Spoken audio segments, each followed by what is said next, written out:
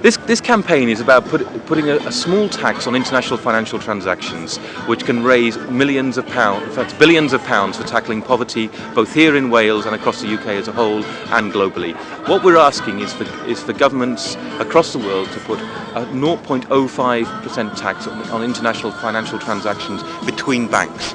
That's 5p in every £1,000, which we calculate can raise about £250 billion a year across the globe to spend on tackling domestic poverty issues and international poverty issues.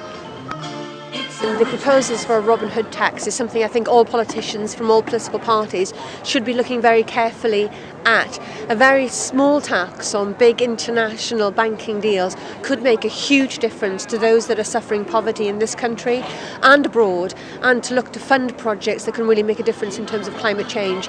So I think it's incumbent upon all politicians to look carefully at the details of this campaign and see what we can do.